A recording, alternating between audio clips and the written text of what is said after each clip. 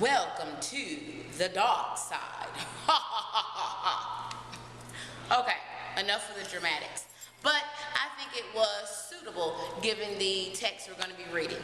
So, the unit is entitled Welcome to the Dark Side. In this unit, we're going to be looking at the dark side of humanity, the dark side of society, the dark side within ourselves. And we're going to be pondering and discussing some of these ideas. To succeed, one must get dirty. Does the end truly justify the mean? What do I mean by that? Does the end result that you desire justify how you get there? When do we show our true identity? Are we always showing our true self? 24 hours a day, 7 days a week, 365 days a year, 525,600 minutes? Are we doing that? Or are we always on stage performing? Like William Shakespeare said, the world is a stage. What are we doing on that stage? Are we just casting a role we think everybody wants us to play? Or are we showing our true identity? Is it wrong to gain from someone else's pain? If someone's going through something, is it wrong for me to take advantage of that pain and capitalize on it so that I can grow and be better? We have to think about that. Is it right to manipulate someone to get your own way? Let's face it, don't we sometimes do that in our relationships with individuals, parents to children, boyfriend to girlfriend, husband to wife, teacher to student, and vice versa? Do we sometimes manipulate to get what we want? Now, in this discussion, as we do these ideas, we're going to be looking at several texts.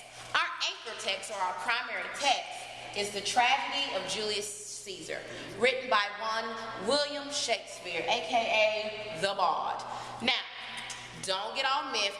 We're not reading the entire play. We're only going to read about 8 excerpts from at least 3 acts, but they're all action-packed. Then we're going to look at some film versions of Julius Caesar, and then we're going to look at a modern-day film that's based on Julius Caesar called Mean Girls, written by Tina Fey and Amy Poehler.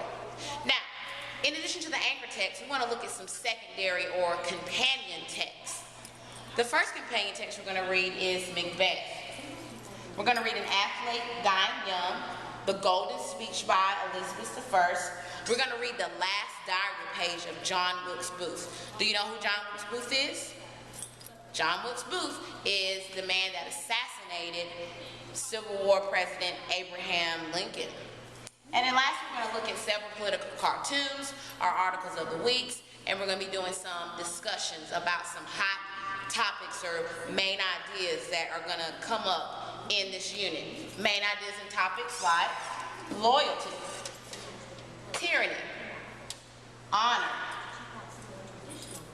ambition, ooh, that's a big one, gender, politics, manipulation, that's going to be a hot one, pride, and lastly, courage.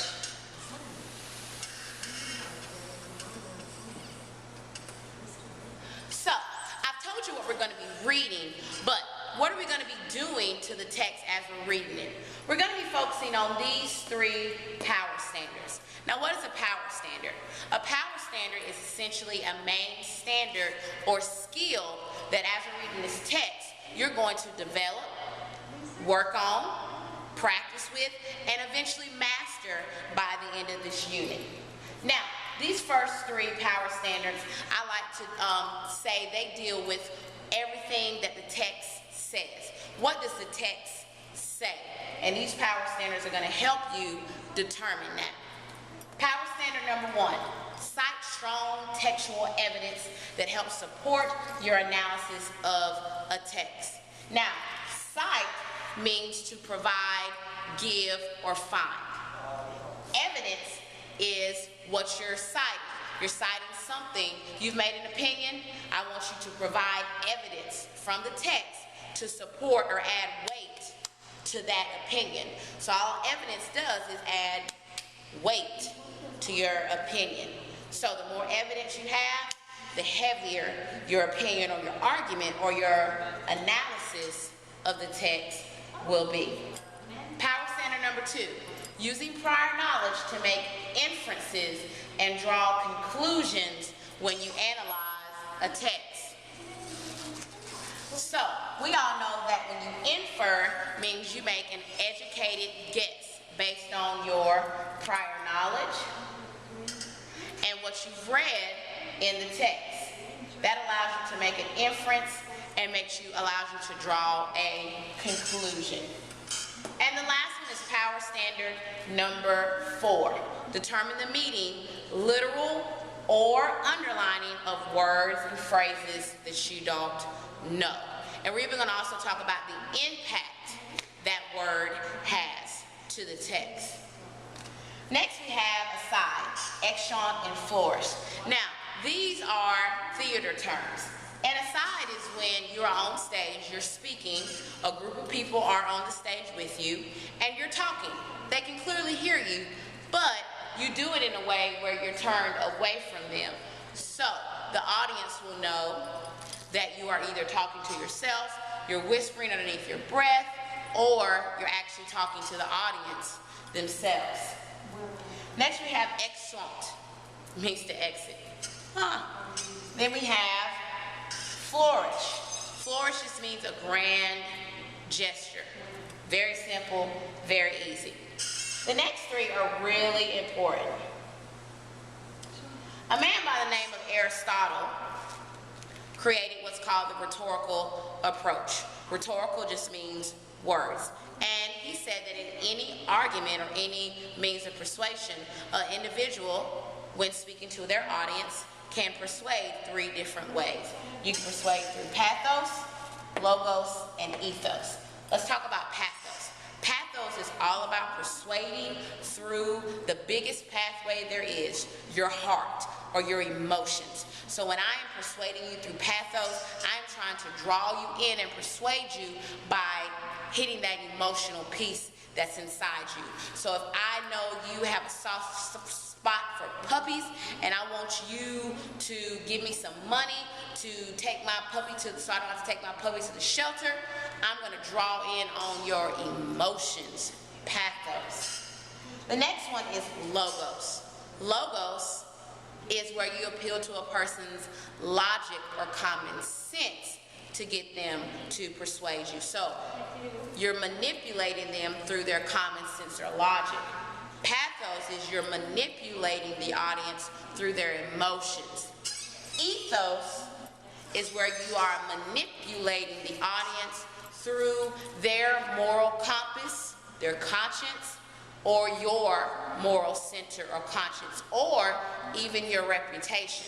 As you're going to learn as we read the beginning of Julius Caesar, Cassius is trying to manipulate Brutus by appealing to his emotional pathos side of his love for Rome. He's also appealing to his moral code. Brutus considers himself an honorable man. Cassius is pulling out all the guns, trying to get Brutus to come on board in the plot to assassinate Julius Caesar. And the last thing we have is tragic hero. Now, we hinted on tragic hero in our pre-reading, but remember, a tragic hero is always eventually going to fall because of one key thing, and that is his hubris or excessive pride.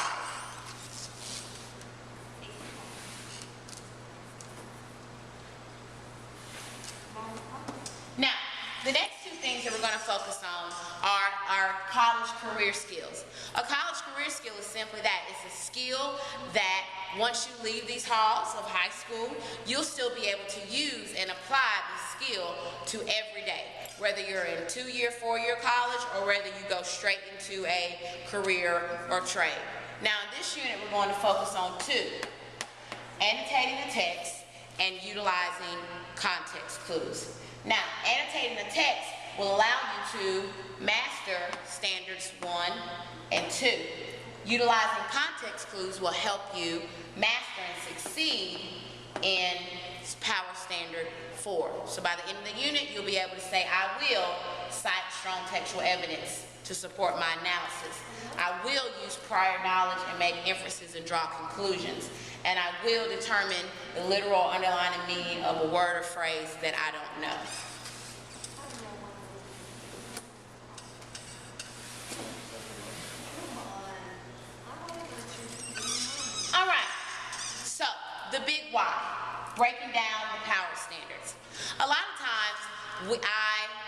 teachers in the profession, we tell you what you're going to learn, but we don't tell you why, and we don't really break it down so that you understand why it's important for you to succeed and master this. So I want to take the time to do that. So, Power Standard 1, just to recap, cite textual evidence that supports your analysis. So when you cite, you're trying to find items directly from the text that defend your analysis. What's your analysis? It could be analyzing the main idea, the theme. You could be analyzing a character, a plot, and conflict. This all goes back to helping you, VIP number 1, determine what the text says. Remember, these 3 power standards are all about trying to help you determine and master what the text says. Power standard 2, make inferences and draw conclusions. All you're doing there is you're taking your prior knowledge and adding it to what you read. So, when do you use this skill? You can use this skill when you're reading, of course, when you want to break a code, when you're watching television or watching a movie. You do it all the time now. Now we're just going to master it and focus it specifically on what we're reading and what we're listening to and what we're watching. And the last one is power standard number 4. Determine the meaning of words and phrases. So, what do I mean by determine the meaning? I mean the literal meaning. So, if I'm looking at the word draconian, the author uses the word draconian, what does he literally mean? Draconian, or its denotation, or does he mean an underlining meaning, the connotation? There could be 2. Denotation refers to the absolute dictionary definition of the text. Underlining refers to the connotation, which is the emotional or the reading between the lines meaning of the word. And then lastly, in power standard number 4, you're going to determine the impact or tone of a text. Impact is the power that a word has, and tone refers to the attitude that the word gives you. So, this is in a nutshell, is the unit, Welcome to the Dark Side. So by the end of the unit, you may discover you have a dark side, but you'll know not to bring it out. But you may also discover ways that you can persuade individuals or manipulate individuals for your own personal gain. But isn't that you still being on the dark side? We'll discuss this and more tomorrow.